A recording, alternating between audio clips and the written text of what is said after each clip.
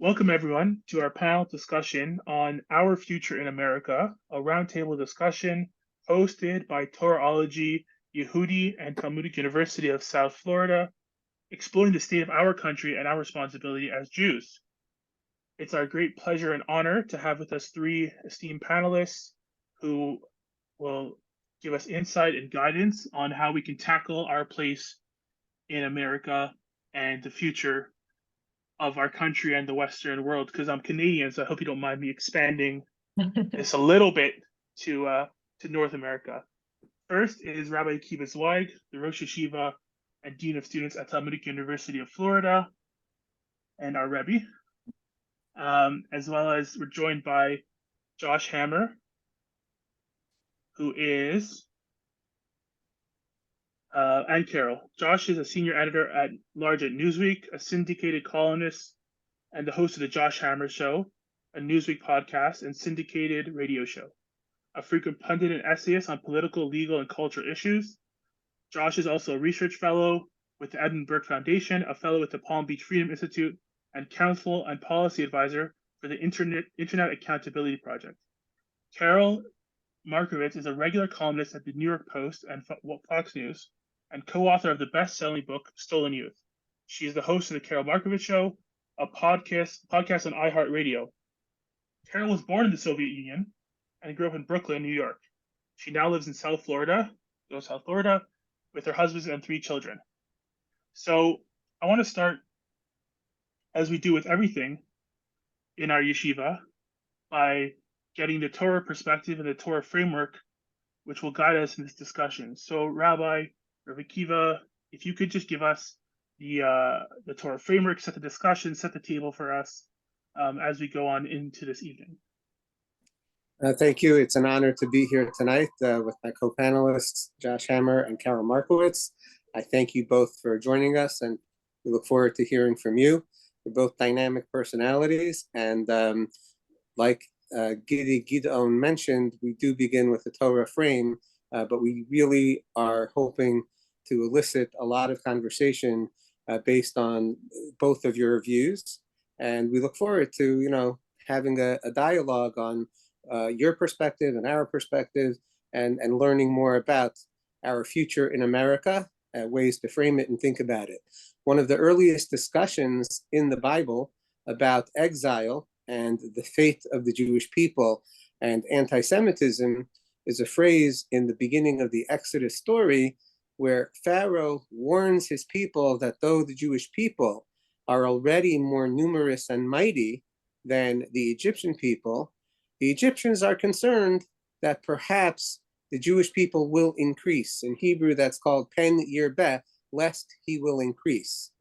And what's odd about that fear is that the Jewish people are already more numerous and mighty. So why does the Pharaoh say, oh, now we have to be worried because maybe they'll increase even more? Why is that the particular concern? And the way I like to understand that expression, which I think is relevant, very, very relevant here to our topic of our future in America, is that I think what the Pharaoh is saying is that numbers and even strength of different types, whether it be in sheer physical strength or in power, in money, or in intelligence, that's not enough to create an existential threat to our host countries that we Jews reside. But what's really scary is if we Jews get organized and if we increase with an intention of such an organization. One of the sad truths about Jews in America is that we have not increased nearly to our potential. In the late 1800s, the global population of Jewry was 7.5 million. In 1939, it was 17.5 million. Post the Holocaust, it's 11.5 million. And today it's roughly 13.5 million. That means in approximately 80 years, we've grown from 11 million to 13.5 million. Now, that's notwithstanding the fact that your average non-Jew thinks that there are probably 100 or 200 million Jews in the world. That's not the case.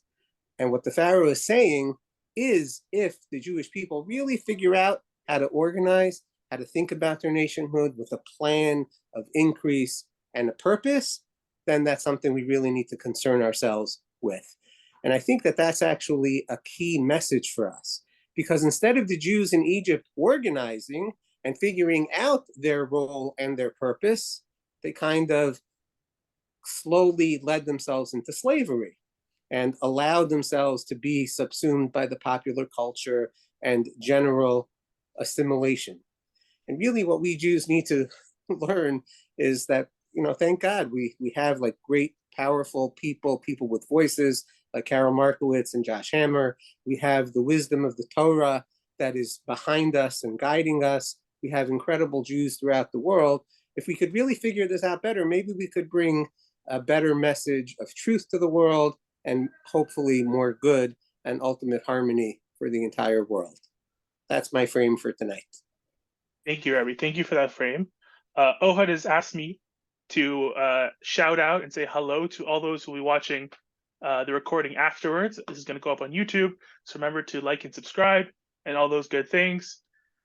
So we're going to jump into it. I think if I could borrow the phrase of one of our panelists, Karol, tonight, it feels like as a Jew, we live in an incredibly shrinking world. And so I guess the question to all three panelists, but we'll start with Josh, Karol, and then Rabbi, is what is our future in America? And you are allowed to say we don't have one. Every option is on the table. But what is our future in America? Josh first.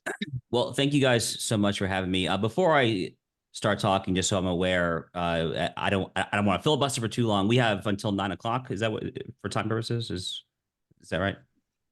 More or less, yes. We can go a little longer, yeah.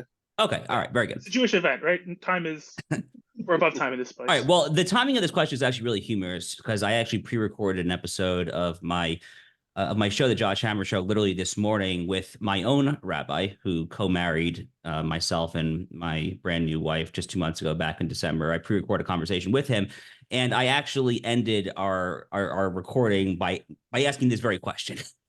I literally, that was literally the note that I ended on, actually. And I did the way I framed the question to my own rabbi, Tzvi Drizin of the In-Town of Chabad in Dallas, Texas. Giving you a bit of a teaser because this podcast has not been released yet. We were talking about the idea of covenant and what it means to be a covenantal people, a covenantal nation. And the way I framed the question was, if it seems like if America is a covenantal nation, which I think many of the founding fathers thought that it was. Abraham Lincoln famously spoke of the American people as a, quote, almost chosen people. He chose his language very deliberately there. So if we think of America as a covenantal nation of sorts, what happens if, God forbid, they have started to forsake or abandon the covenantal people? And I'm delighted to share in another teaser that my rabbi, Rabbi Drizin, answered quite positively for the future of Jewish life in America. And, I do ultimately come back to that. I mean, does it look bleaker right now than it looked 30, 40 years ago? For sure. And there's real data to support this. I mean, it's not just the Anti-Defamation League and some of these, left-leaning institutional actors that may play a little fast and loose with the data. No, it's true. I mean, like anti-Semitic incidents, harassment, threats, it unequivocally is on the rise. And, one of the data points that concerns me the most, Karol was kind enough to have me on her show recently, and she and I were discussing, Jewish-Christian relations. And I actually tend to be very bullish in general when it comes to Jewish-Christian relations. But there was a very, very troubling survey that I saw just 2 or 3 days ago that basically shows that the percentage of young evangelical Christians in America who instinctively or empirically, according to what they tell pollsters, side with Israel in their conflict, it has shrunk basically in half over the past 6-7 years, which is precipitous decline. So that's the bad news. The good news is that in the global diaspora, at least, American Jewish life is certainly better organized. It's a bit of a pro and a con because our institutional Jewish leaders are not necessarily always the best representatives of the American Jewish people, but we have a lot of clout, I think a lot of institutional power. And, look, the optimist in me, I mean, the one who, like Karol's son, was born on Abraham Lincoln's birthday just 2 days ago, I love America. I mean, Karol moved here. Karol's an immigrant. We love America. Karol and I are both American patriots. I mean, how could I ever answer this question anything other than an ultimately positive sense? But at the same time, we have to be very real and clear-eyed about the threats that we are facing. I mean, at the risk of saying something semi-controversial in the first 5 to 10 minutes of our conversation here, I think that open, endless immigration, or frankly, just large-scale immigration in general, has been an absolute disaster for American Jews. And I think that it will continue to be a disaster for American Jews. And I think that it is crazy that I continue to hear a lot of American Jews just voice nonsensical pablum about opening the borders because they feel some sort of guilt about the 1940s and the Shoah and all of that. And, look around you and look at what's happening in Europe. Look what's happening in the streets of America. So there are real causes for concern. And one of the things, unfortunately, that I think hinders the Jewish people really in America more than anywhere else in the diaspora is that we tend to be, from my perspective, some of the most politically stupid people in the world. We vote against our own self-interest more than any group that I'm aware of. But we have so much knowledge and experience, and we're the OG nation. I mean, we are the OG nation. I mean, we are literally the first nation ever created, and America has always been incredibly hospitable to the Jews. We're going through a bit of a rough patch right now, but philo-Semitism is very much ingrained in this country's DNA. Benjamin Franklin famously wanted the Great Seal of the United States to be Moses parting the Red Sea. He lost that debate, unfortunately, but it really is kind of ingrained in our American fabric. And, to end on a positive note, looking at the polls, aside some bad polls, some good polls still show that notwithstanding all you see in social media, and notwithstanding all you see on cable news, the American people do overwhelmingly still tell pollsters that they side with Israel against their Palestinian Arab oppressors as well. So that's certainly a positive thing after all the months of bad PR that we've seen on the global stage. Thank you for that answer. Timing was about 3 minutes, so it was perfect, real professional, which is nice. So Karol, I guess we'll go to you with the same question. In this incredibly shrinking world where we feel less and less safe everywhere around us, what is our future in North America, if any? Thank you very much for having me. This is a topic that is clearly on my mind a lot. Lower your expectations after Josh Hammer. He's a very tough act to follow. I will not be nearly as cogent or as brilliant, but I'll do my best. It's funny because the piece that Gideon is quoting, I wrote for Time magazine. I just looked it up as Josh was talking. I wrote it in 2014. It's called My Jewish Family's Anti-Semitism and My Jewish Family's Incredibly Shrinking World. And I wrote it about how there were certain places in the world that were just off limits to Jews. And of course, it's all the obvious ones, all the ones that don't recognize Israel, all the ones where I would have to hide my star, which I've been wearing, and I know a lot of people have started wearing Jewish symbols after October 7th. I was very young when I started wearing a Jewish star, and there's no way I would ever take it off. So I think about that and where Jews can go. And the truth is that I still see America as this beacon of hope for our people specifically. I think that the Jewish time in America has been some of the most peaceful and successful times in our history. I always refer to American Jews as the luckiest Jews in history. There's that scene, in Fiddler on the Roof, where they're forced to leave their hometown on Atevka, and they're leaving. And I think it's not clear whether they're in Russia or Ukraine or Belarus or whatever, some Eastern Republic where they're being pushed out, and they're so sad about it. And he's leaving, and he's going to New York or Chicago, and his friends are going to other places in America. And I'm watching this and I'm thinking, these people are the luckiest people in the history of the world. They're going to end up missing the Soviet Union because it's pre-revolution. They're going to end up not being in Europe for World War II. They think something's bad is happening to them, but they get to just live this magnificent American century where, yeah, sure, they weren't allowed into certain clubs at certain times, and then they made their own, and that was it. And that was the strife that American Jews had. And, speaking politically, I can always tell if somebody's family had come to the US turn of the century or later. If they came post World War II, they're much more likely to be at least somewhat conservative. The people who are, Jewish Voices for Peace or Ceasefire Now Jews or whatever, they're so much more likely to have come at that turn of the century. They were part of that migration that missed everything. And they don't know that it's hard to be a Jew in some places. And they don't know that Israel is the only option for some people. We get to be American and we get to have multiple options. But a lot of people in the world don't. I always make sure to mention that I'm from the Soviet Union because it informs so much of what I believe now. Coming from the Soviet Union, my life could have just been different. If America hadn't opened its doors to us, if other countries, if Israel, if Australia, Canada, the other places that Jews were allowed to go to hadn't let us in, my life would have been completely different. And that move towards freedom has to be something that you're always doing. Now, this is the second event that Josh and I have done together on a Jewish theme. And the first one was at Heritage Foundation in December, and it was about Jewish ownership of guns. And to me, these two questions, whether or not we can exist in America, whether or not we have a future here, go very hand in hand with owning guns. The Second Amendment is for us as well as anybody else. And the idea that somebody's going to come and protect us or somebody's going to defend us or any of that is simply untrue. We have to be able to defend ourselves. We have to be able to protect ourselves, not just because we're Jews, but because we're Americans, and that's what we're supposed to be doing. So I think we absolutely can have a future in this country if we see what that will take. Thank you for that, Rabbi. I want to open this up to you. I know you touched a little bit about it, but if you want to just answer the same question, you don't have to. If you always willing to hear more Torah. So first of all, thank you to the panelists, for your answers.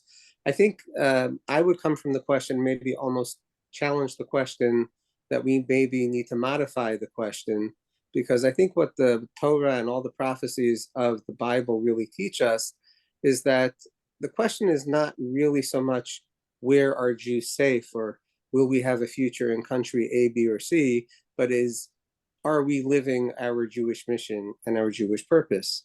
If we come from the point of view that, God chose this nation to be the beacon of light to the world, that really, it seems that this country has been founded upon, as Josh pointed out, that really there is a tendency towards a philo-Semitic mindset in this country.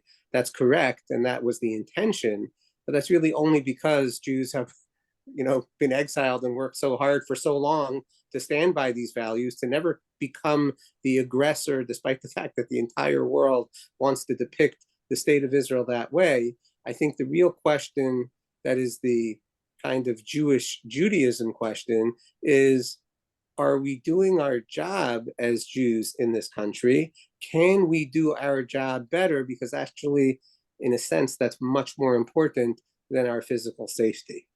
Certainly the prophecies of the Bible talk endlessly about what happens when we don't live that mission.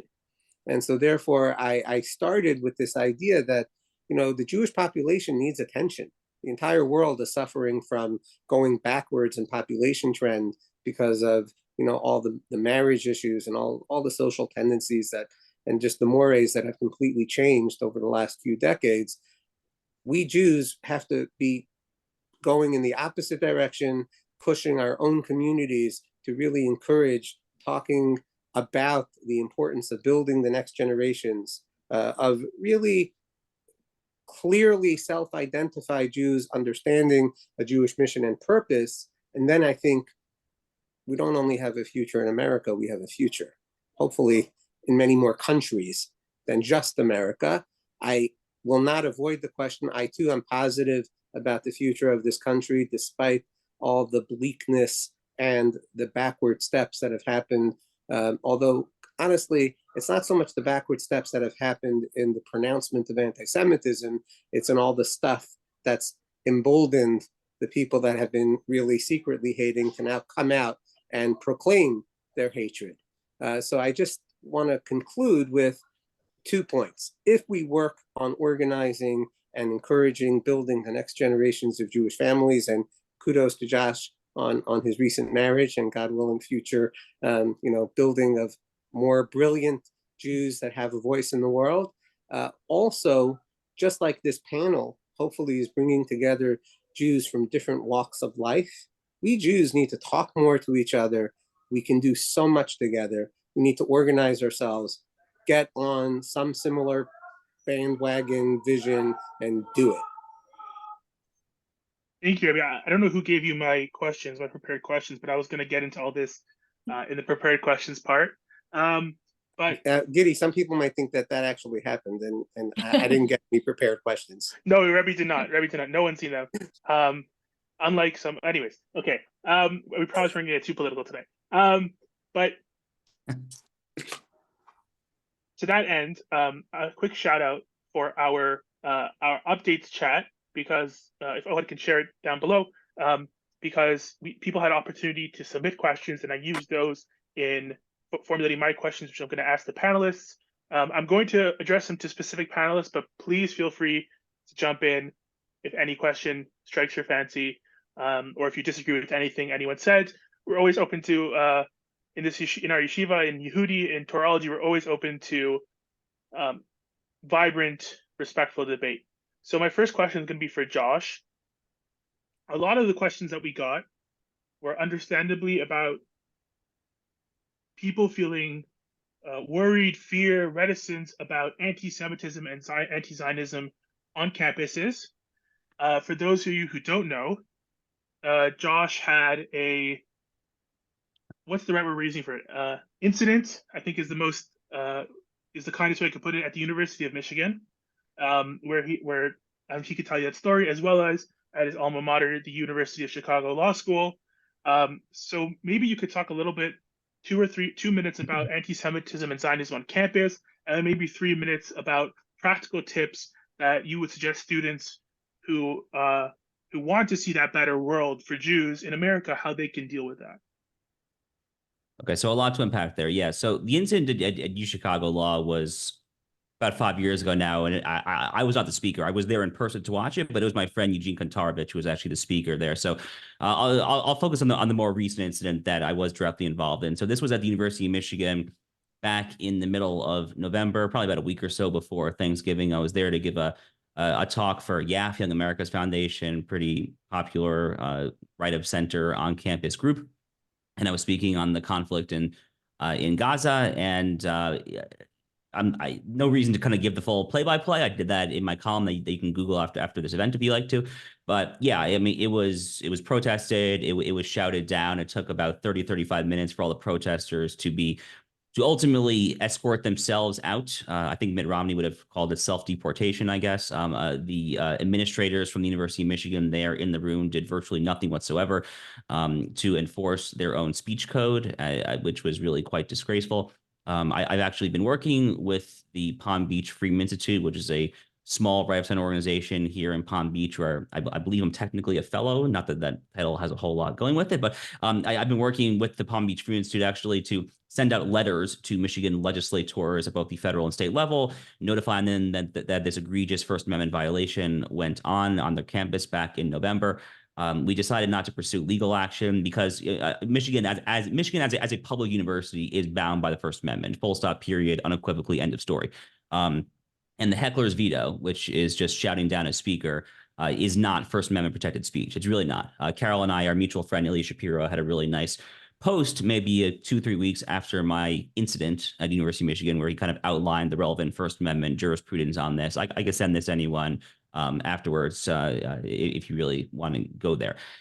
Okay, having said all that, it's not great. University of Chicago, which you mentioned, not just law school, but the undergrad, they were the champions of free speech for a very long time. Certainly my 3 years of law school there, back when Robert Zimmer was the president of the university, it very much was that. They still were kind of a true kind of First Amendment protecting institution. Unfortunately, I think even there it's changed a little bit. After October 7th, you had a huge so-called pro-Palestinian protest, and you had a comparatively smaller pro-Israel counter-protest. And based on my conversations with folks who were involved there, even they said that the administrators did not properly enforce their own free speech rights. One of the administrators who was tasked to be there for the protest and the counter protest seems like, I think it was a woman, it seemed like that she was perhaps not so coincidentally wearing clothing that mirrored the PLO flag. So, make of that what you will. But it's bad. It's very bad on campus right now. So there's a lot of things that we can possibly say about how to push back. I think the single most important thing is exactly what the Rebbe said just a few minutes ago. It's slightly different context, but the key message for those who are here in the audience, those who will be watching later on YouTube, is that every single time, historically speaking, and certainly given everything that we're facing from the other side of the aisle, not the aisle, from the other side of this debate, the wokerati, the radical Muslims, and so forth, you can't shy away. You can't try to duck and cower and try to appease people who simply cannot be appeased. You simply just have to be who you are. And you have to just be a proud Jew. You have to be a proud Jew, a proud Zionist. You have to be a proud someone who is going to wear a kippah, wear a tzitzit, wear a Magen David, whatever it is, and just go there and say your thing. Be that light unto the nations. Be that living testimony of Hashem here in this realm. That ultimately is what the Jewish people are, right? We are a testimonial people. Ultimately, at our core, we are a testimony of God's existence. I think it was Benjamin Disraeli, if I'm not mistaken, the 19th century British prime minister, who famously said that his proof of God's existence was the endurance of the Jewish people. It was either Disraeli or Mark Twain. I think it was Benjamin Disraeli. Be that person when you are in a situation like that. Now, having said that, I do think that Jews need to get very serious about self-defense as well. Karol and I are in staunch agreement when it comes to to guns and Second Amendment and all of that as well. Karol and I are both gun owners, and I think that is a prudent thing that Jews should familiarize themselves with. Frankly, excuse me, it's right there in the Bible. It's right there in Tehillim 144. I mean, train my fingers for war, right? That's the very first line of Tehillim 144. So I am a staunch proponent of Jews taking prudent self-defense measures along those lines there. But ultimately, there's no world in which we should be cowering or trying to appease those who will not be appeased. Just be who you are, be defiant. And, more tactically speaking, when it comes to the specific Israel issue in particular there, one thing that I have advocated for a long time is I think it would behoove the pro-Jewish, the pro-Israel side of this broader debate to stop just saying kind of the appeasing procedural pabulum of peace, peace, peace, two states, two states, two states. No, forget that. Make the overt moral and historical case for your cause. Talk about how we are the people who, yes, we obviously were promised it. We were promised this land, but also our historical ties there go back, 4,000 plus years. I was just in Hebron a little over a month ago there. I literally saw streets there in Hebron that pre-exist Abraham Avinu, if I have the dates correctly there. Go back, no, not Abraham Avinu, pre-exist David HaMelech, pre-exist King David there, right there in Hebron.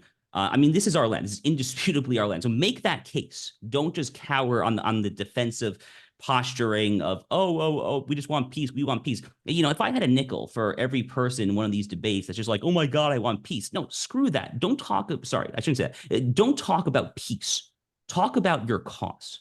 Talk about who you are, your peoplehood, your connection to the land, and so forth there. Make the affirmative, overt, moralistic, forward-thinking case.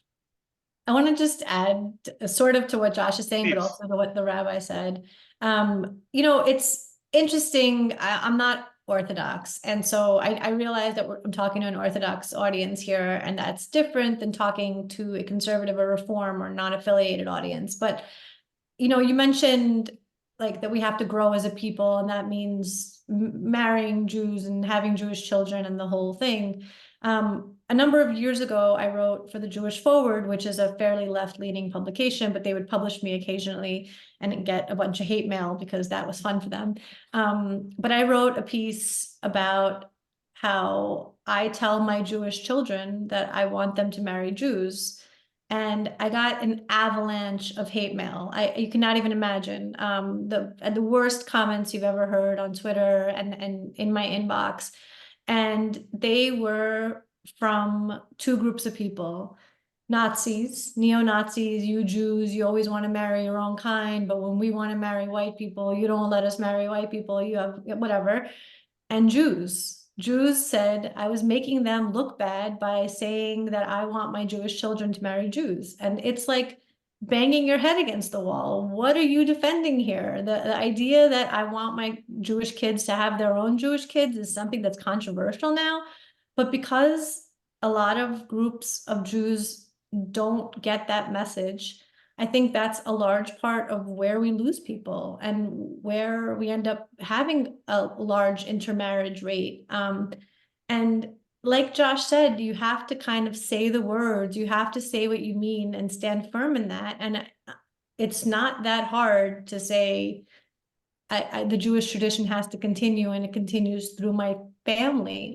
But I can't stress to you enough that that has become a controversial thing to say. It's like, people wrote to me and said, "Isn't that racist?" And I'd say, there are Jews of all races. I don't care which race the Jew they marry. It's completely up to them.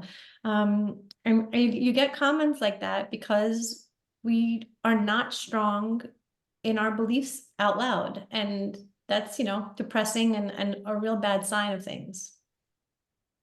I know this is a topic that Rabbi, you're very passionate about, both Jews marrying Jews, which we definitely support. I feel like that's the one I can confidently say we support, but also about higher education. So I don't know if Rabbi wants to talk about that for 2 minutes. Sure. So first of all, thank you again to the panelists. Really, I couldn't agree with you more. I would like to know when we can get together offline for coffee. But, I think that it's not only about, the specifics of Jews speaking the truth, which both Josh and Karol are saying. It's kind of like there's this almost automatic undercurrent of being uncertain what we as Jews should do based on who we are as Jews. And that's really, I think, the heart of the problem, is that Jews have forgotten what it means to be Jewish and what the Jewish tradition is, of what we are so proud of, what we are trying to promote in the world.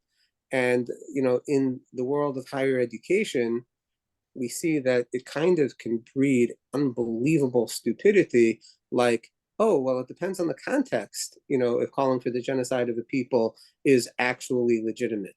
So the problem is that people have shied away from the truth for so long, and we Jews have bought into that. We Jews have bought into that, whether it's, what Josh referred to as, oh, peace, peace, peace, we just want peace. You can't make peace with people whose only intention is to destroy you. There's no other option. You can't make peace. That just doesn't work. And the fact that Jews have shied away from that has everything to do with not wanting to confront reality and not being able to speak truth. And so I think if we can fortify our young people about the truth, it's actually the first comment of our greatest biblical commentary in the Bible, is that the reason that the Bible begins with the story of the creation of the world is specifically so that Jews will tell themselves and tell the world, God created the world, he gave it to man, and he gave the Jewish people the land of Israel. That's why the Bible is organized that way. And if I would be shocked if more than 5% of most of the let's say typically conservative educated Jews in the world even know that. So they don't know from where to speak the truth, because they're not even sure what the truth is and what the Jew stands for. So I think one of the most important things that we need to do is strengthen the fundamentals in our next generation of Jews, what the truth is, how to articulate it, and above all else, own up to what is true and reject that which is patently absurd. Just real quick, if I may, that reminds me of a quote from fellow Jew Dennis Prager many years ago, and I'm paraphrasing here, but it's a close paraphrase. Dennis said maybe a decade ago or so that America's universities, as currently constituted, have an abundance of knowledge, but a complete lack of wisdom. So that's basically what you're seeing out there. Awesome. Yeah, I completely agree. And on that, in that vein, Karol, you spoke a lot about what is apparently a incredibly controversial opinion that Jews should marry Jews and have Jewish kids. You wrote a really great book, which I recommend, called Stolen Youth, in which you lay out exactly how people who are not putting forward Jewish values, let's put it that way, people who are antithetical to a lot of things that we believe, have co-opted our young people and turned them against all of us. And that's how they're taking over, is through the youth. So I was wondering if you could speak a little bit about, if you can take your book, which is now I confess I listened to an audiobook, so I don't know No page problem. length. I know It time counts. length. I hope so. But it's a long book, so if you could summarize it in maybe a minute and a half, 2 minutes, and then talk about specifically how that relates to Jews, how they're turning young people against Jews in Israel, and also maybe lessons we can learn from that to inform our own practices to protect the young people, because as the great philosopher once said, I believe the children are our future. So maybe talk about that for a couple of minutes. Whitney Houston was a really great philosopher. You're right. The book, I co-authored it with Bethany Mandel, and we have two very different paths of raising our families. As I mentioned, I'm not Orthodox. She is Orthodox. My kids at the time all went to public school. Now I have some in private, some in public, and she homeschools all 6 of her children. So our book was a look at how kids get indoctrinated in every facet of American life. And I think people think it's just schools. And so if you're Orthodox, for example, and you send your kids to Orthodox day school, I think that there's a feeling of safety and security in that. But it's not just schools, it's everywhere. It's publishing companies, it's media companies, it's libraries, it's doctors' offices. It's literally in every single thing that happens in our culture.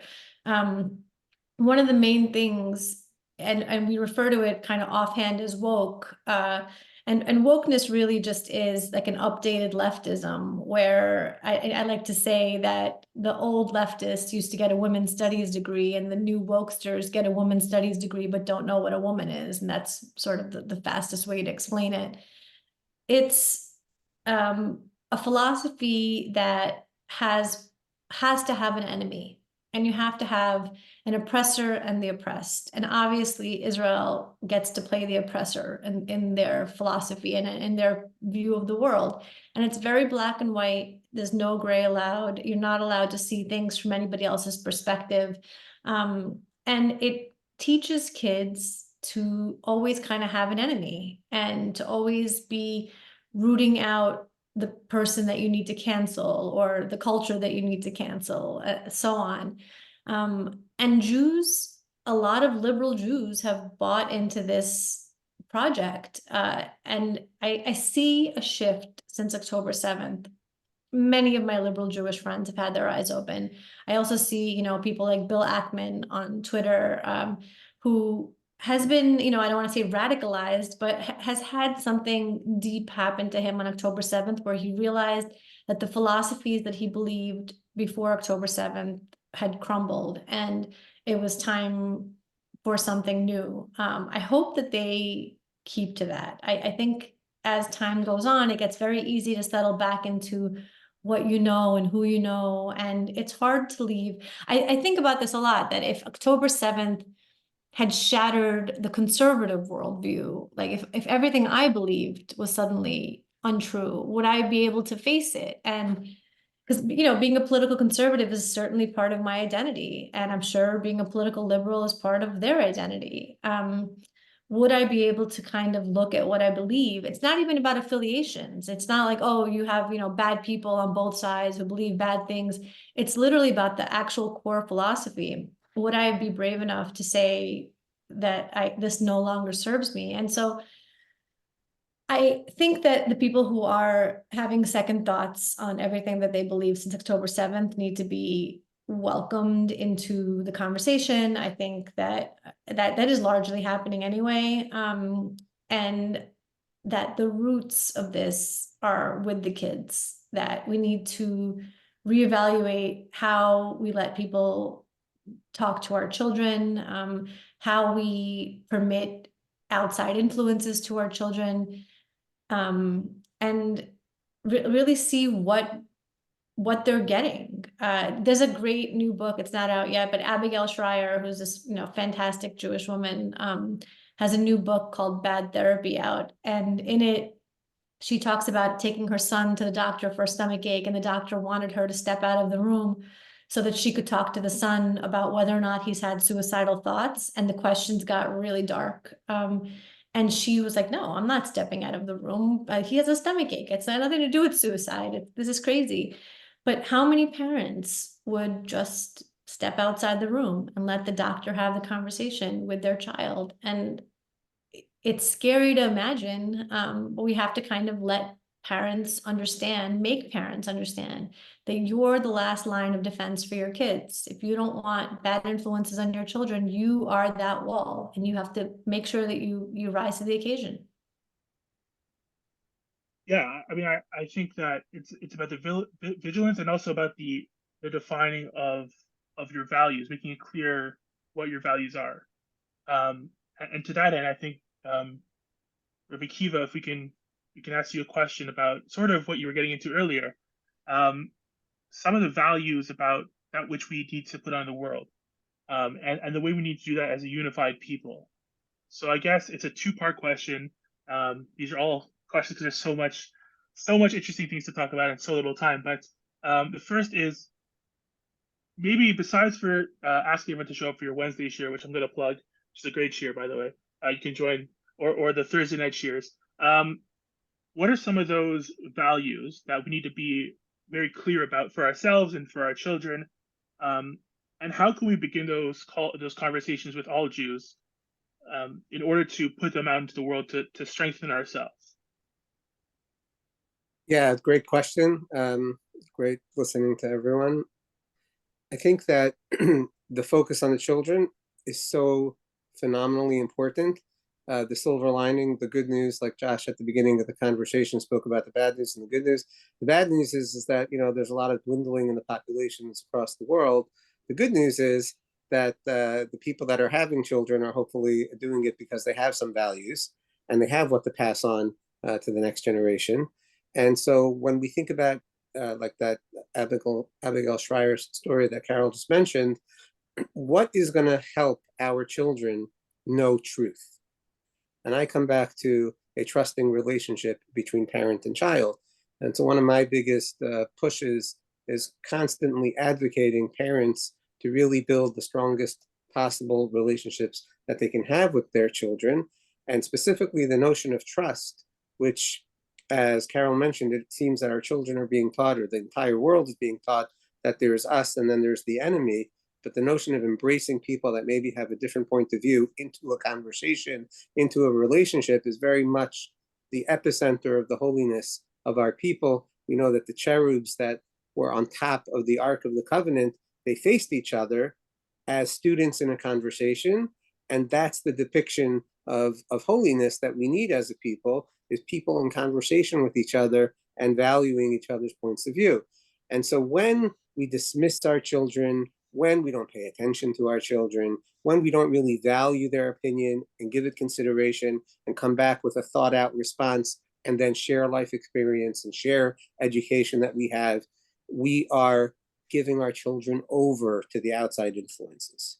But if, on the other hand, what we do is we talk deeply with them, meaningfully, respectfully, so then we show them the value of relationships, the value of the joy and the incredible fulfillment that there is in building intimate and trusting relationships, and that there are people you can trust that really do respect each other, and people that you can't trust that really all they want is to use you, abuse you, or God forbid, like we're experiencing, destroy you. And that's something that our children need to learn, instead of learning, okay, where do we attach so that we get the most security and safety, whether it's financially or physical safety, and what's going to give us that feeling, oh yeah, then I believe whatever that group believes. And so I think that the values that we can really put out into the world is building trusting relationships based on identifying truth obviously in Judaism, we have the Torah that guides us with tremendous values of truth, that truth exists, and that the postmodern moment is not true. Truth is not in the eyes of the beholder. There is something called reality truth. We have to seek that. We have to discuss that. We have to identify it. We need to have trusting relationships to help us learn it. And then hopefully we can really build relationships of meaning. And lastly, that makes life worth living when so many people are asking the question, well, what's the point of all this? There's so much pain and so much suffering. Who cares? Why am I suffering through the experience of life? And unfortunately, that's become a real question because people don't really have these bonded, close relationships that show the joy of living. Yeah, the nihilism is really out of control, unfortunately. So being mindful of everyone's time, I'm going to ask one or two more questions that have been asked prior to the beginning of tonight's event, and then we'll end off with a couple of audience questions. So this one is for all three panelists. Many people have expressed similar sentiments about wondering what are policies and what are specific political things that we can start to appeal to, especially as it pertains to openly anti-Semitic, Jew-hating members of the political class, like some people who may have or may not have voted present on maybe the most obvious resolution ever in the United States House of Representatives. How can we, as a people, unite to put pressure and to start to engage with those openly anti-Semitic and Jew-hating people out there? In no particular order, just as it is on my screen. Josh, if you have anything to say. So the question, if I understand it, is how can Jews better organize to take down people like Rashida Tlaib, Ilhan Omar, like bad apples like that? Is that basically what you're asking? Yes, and if there are any specific policy things that you know of that would be helpful to the people listening. Sure. Look, there's no easy way to necessarily to excise someone from public life. I mean, Ilhan Omar did almost lose her congressional primary there in Minneapolis back in the 2022 cycle. In the primary there, if I recall, I think she won by like 2 to 2.5 points. It was shockingly close. If you look at her fellow quote unquote squad members right now, Cori Bush, who's absolutely horrific. She's in downtown St. Louis. She's currently down by like 20 plus points actually to her primary challenger, a much more moderate Democrat by the name of Wesley Bell.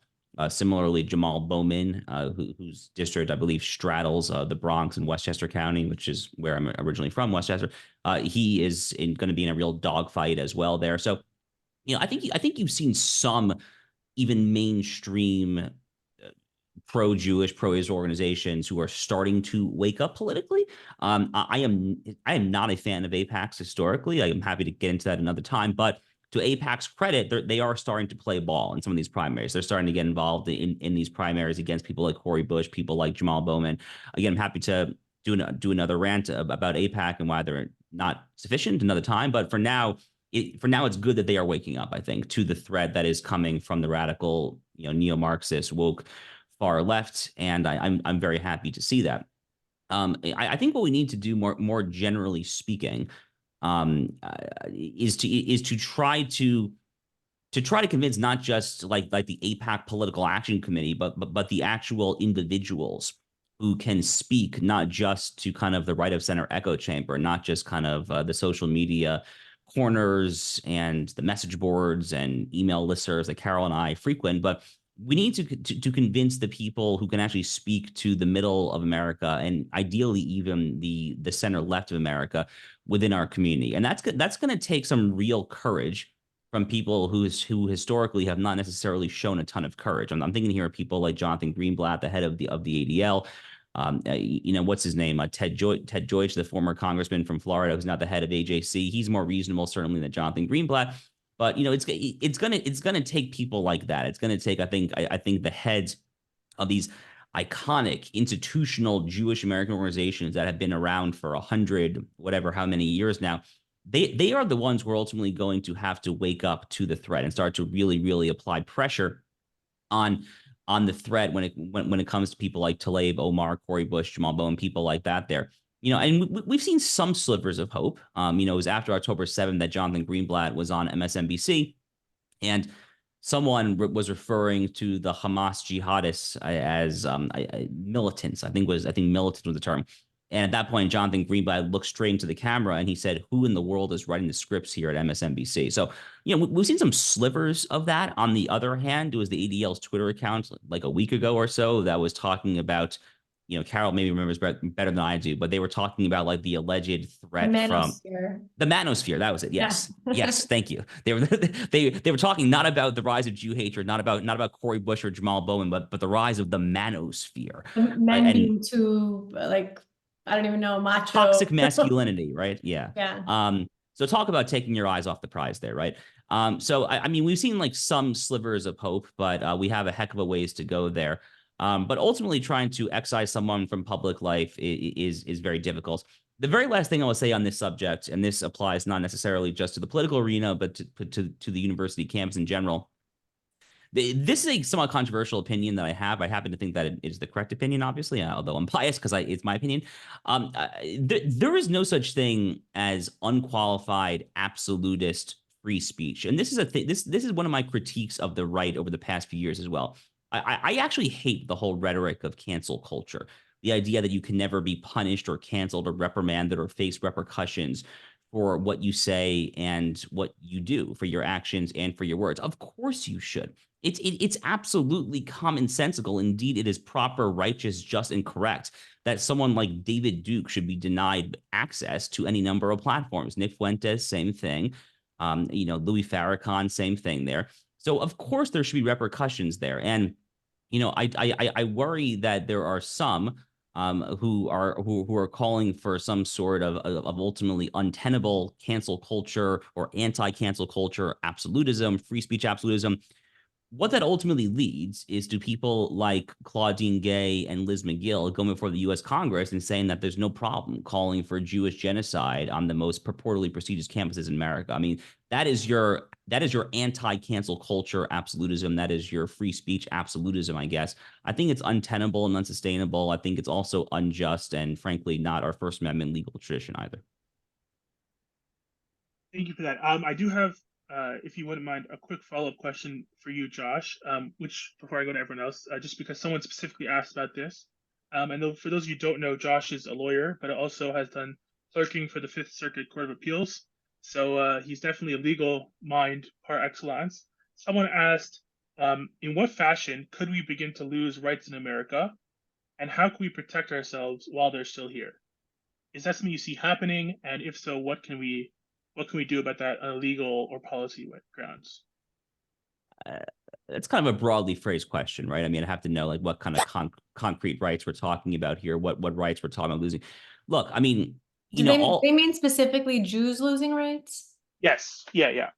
Oh, so like religious liberty rights, like freedom of worship, like freedom of conscience? Sure, or any other times that we've lost human rights in general. Right. So look, I in a previous life, I was of counsel at First Liberty Institute, which is a non-denominational, ecumenical, but primarily Christian organization based in Texas. Actually, when I signed on as an independent contractor as of counsel, I had to remove the so-called Jesus paragraph from the contract. Obviously, I would never sign it if it had been in there. But First Liberty Institute is a wonderful organization that, like others, and I'm giving them a shameless plug here. They defend people of all faiths.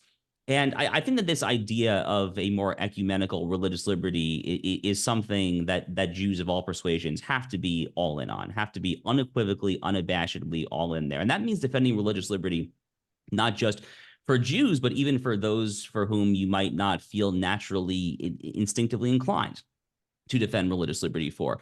There's this old school mentality in some kind of, mid 20th century Jewish circles about being wary of public Christianity, for example, of kind of grimacing when you might see a crucifix in public or a nativity scene, whatever. But if we want to be serious, then religious liberty for me is religious liberty for thee. I think we have to be very committed to that idea there. Thankfully, religious liberty is one area of the Supreme Court's docket that they have been very, very protective of, actually, sometimes even in unanimous opinion. So I'm actually less concerned about that, but we have to be constantly vigilant about that because Jews, just by the nature of what Judaism entails, Orthodox Judaism, Torah Judaism, obviously in particular, there's going to be a lot of need for certain dispensations from general rules of neutrality. There's actually a very important Supreme Court case that was just argued this past term, thankfully came out the correct way, which would allow for greater religious liberty for employees in the workplace there. So that is all secure for now. Where I worry a little bit is on the Second Amendment, which Karol alluded to earlier. Given the current Supreme Court's composition, I'm not terribly worried about it, but the lower courts are currently having a lot of free reign to do this and that. I'm getting in the weeds a little bit too much here. But the point is that we have to be constantly vigilant about this stuff and just, be very, very, very focused on first, second, fourth, the core constitutional amendment rights. Can I just to add to that, I think that what makes America different than the places that we have lost rights before is we have really strong institutions and we have a strong constitution. I think that the places where we suddenly were not allowed to work or not allowed to go to school in certain places or not allowed to study certain subjects, I think they were already corrupted. Those places they weren't like flourishing democracies and then, and now we hate the Jews and we're gonna, make it hard for them. They were already in trouble. And that's one of the reasons that I feel so defensive about America and about the Jewish place in America, because I think it is different than everywhere we've been before now. And I have a lot of optimism about where we're going. Well, yeah, I mean, I think that's a great place to ask you to answer the question we had before, which is how do we defend those institutions from people who are blatantly anti-Semitic or anti-Jew? How do we exert that political pressure? Like, what's an example of an institution that would need defending in that case? Well, I mean, as it is now, Congress definitely needs that. The journalists would probably we need some defending there. Down the line, hopefully not, but maybe the courts. But I think it all goes back to the political realm, right? I mean, that's where we as Jews can exert our most. Right. Are there always going to be people that hate Jews?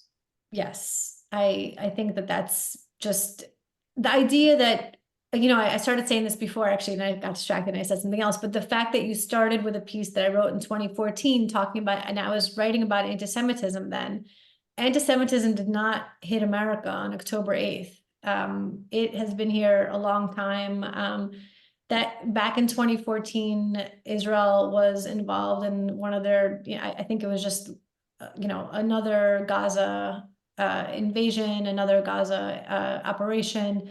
And there was just this vile hatred on the streets of London. They were screaming, Hamas, Hamas, Jews to the gas, and so we can't wait for people to just not have that ancient hatred. They're always going to. So the question is, how do we fight back? And I think that what it comes down to is to keep challenging those Congress people who say horrible things about us, or who vote in a ridiculous manner.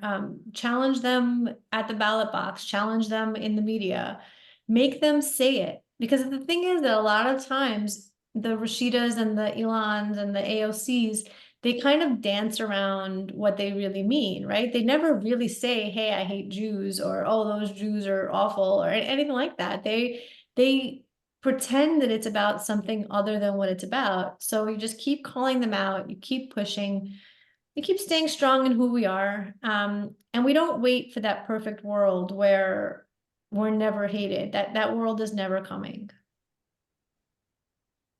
Yeah, I think that's definitely the way to go. I think I want to be very cognizant of everyone's time. So, Rabbi, if you could do maybe 30 seconds on this topic. Sorry to have to cut you off here, but yeah. So, I'm no expert on the political exertion of influence arena.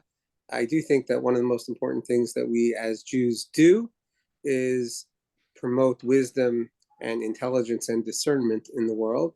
And I would just caution all of us to ask ourselves, is the effort that we're expending in trying to effect change, a meaningful one for the likely output that it will achieve.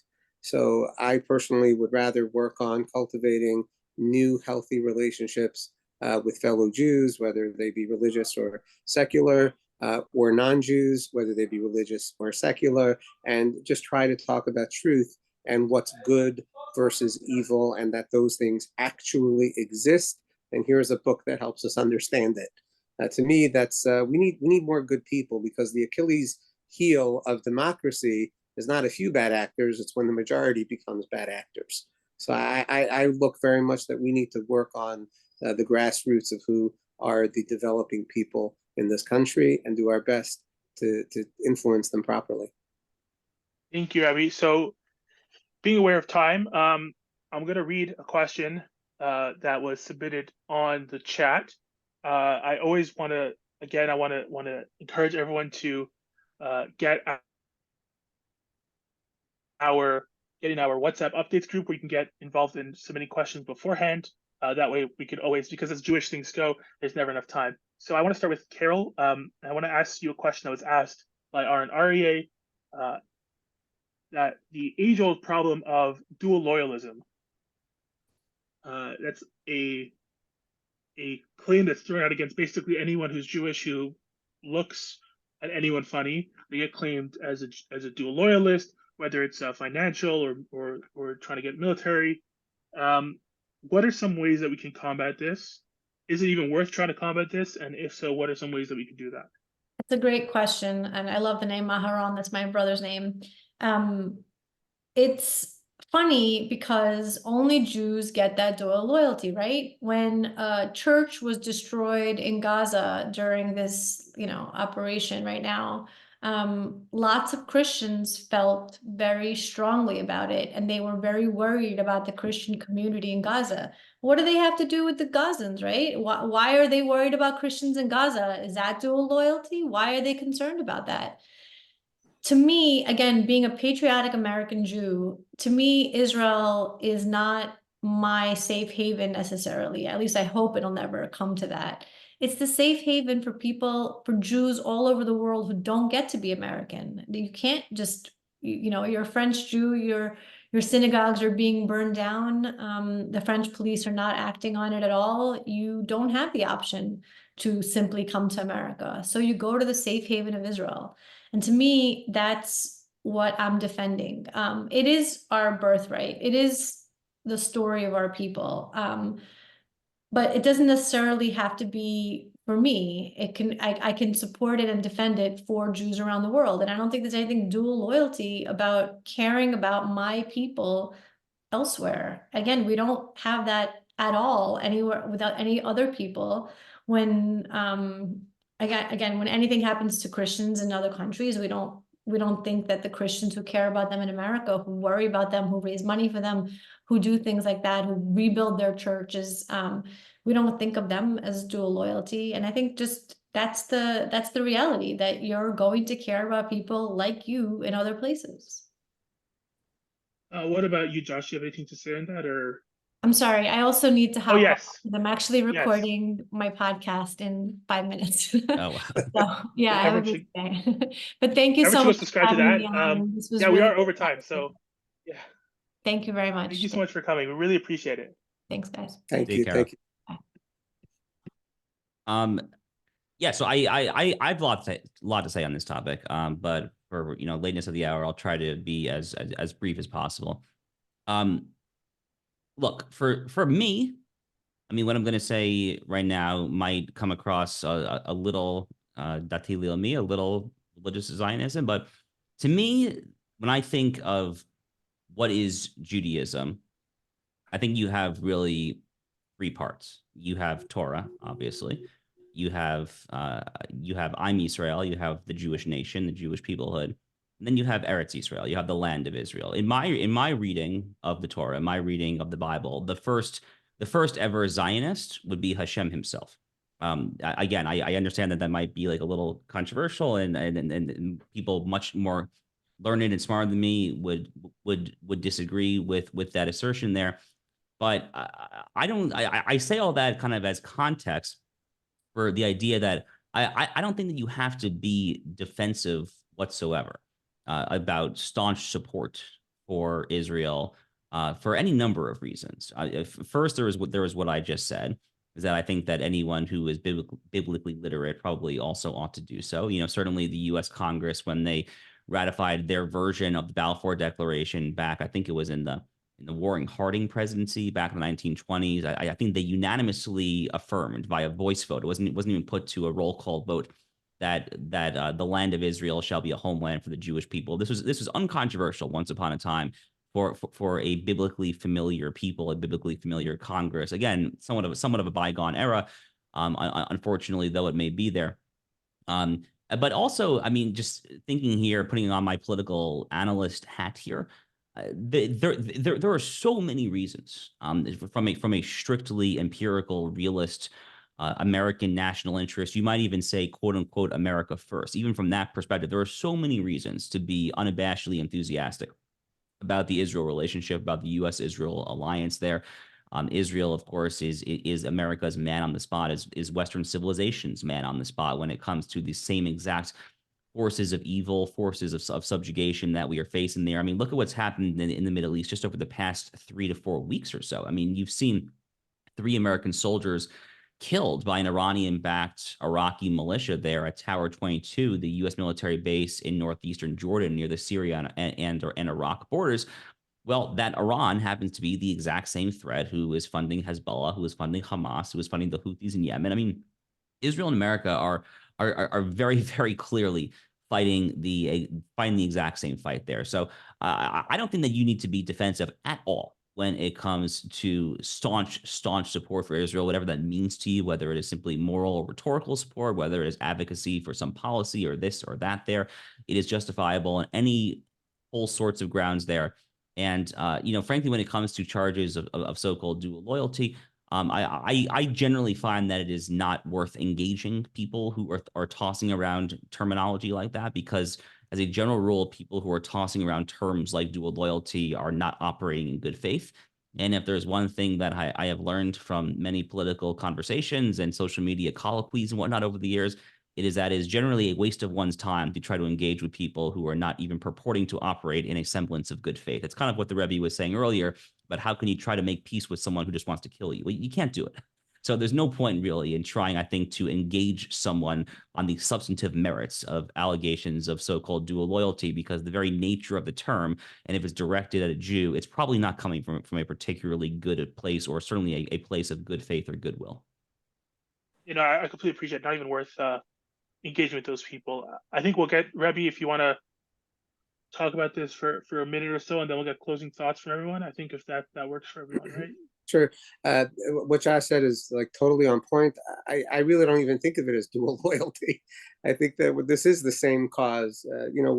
Whatever America, and the principles of the democracy that's supposed to yield a compassionate government, notwithstanding how we, Americans obtained this country to begin with. Whatever these principles are that are anti-oppression, anti-authoritarianism, the voice of the people, etc. It's just, this is Jewish values, right? The Jewish values are that nobody in the world should have the right to assert some sort of divine or domination power over another nation, is the Exodus story. And fighting for Israel and fighting for everything that it stands for is what America really has stood for. It's only the people that want to kind of change what America is all about that could even begin to think of this as something different, and as if we have interests that not only are not aligned, but are actually not the same. And therefore, I totally agree with everything that Josh said. And yeah, he's probably right. It probably is just coming from people who want to start trouble. And it's a nonsensical argument to me. Yeah. It's about being unafraid, right? If I'm understanding what Rabbi and Josh are saying, it's about being unafraid to go on the offensive for things that are objectively true and good. Is that, yeah. So I think we'll go with closing thoughts. We'll start with Josh, and then as you begin everything with Torah, we will end everything, the bookend of Torah from Rabbi.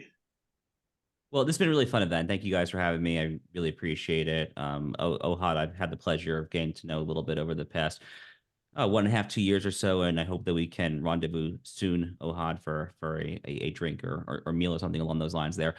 Um, Look, I mean, I'll come back to kind of where we began this conversation, which is that despite the headwinds that we are facing, and I don't want to downplay them, they are real headwinds. I mean, again, as I said earlier, I really do think that large-scale mass immigration, especially from non-Christian societies, is extraordinarily dangerous for the Jewish people in both America and Europe in general. And at the same time, even the American Christian community, which historically has been the most philo-Semitic probably of any Christian community ever in the history of Christendom, even the polling there is starting to look a little more dangerous, to put it mildly. Even the younger generation of evangelicals, as we were saying about an hour ago or so, they're not exactly polling like their parents when it comes to kind of that old school Jerry Falwell-esque Christian Zionism, philo-Semitism, and so forth. And these are real problems. These are real problems that we're going to have to work on there. I happen to be very passionate about Jewish-Christian relations. I know that there are some who are not comfortable with that and want to shy away from that. I really do think that it is deeply important, not just for the support of Israel, but also for the support of the American Jewish community and our religious liberty here in America.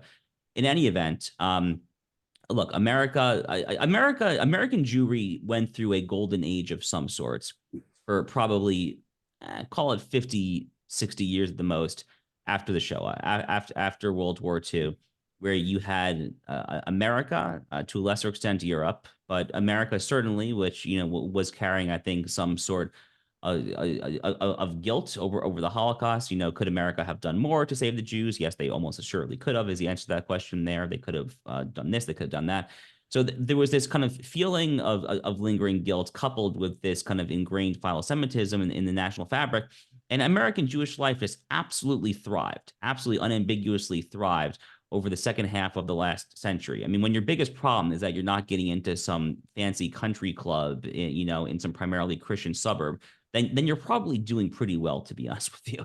And, oh, by the way, when the fancy Christian big law firms in New York City weren't hiring the Jews, what did the Jews do? Well, they formed their own law firms that are just as good, if not better, right?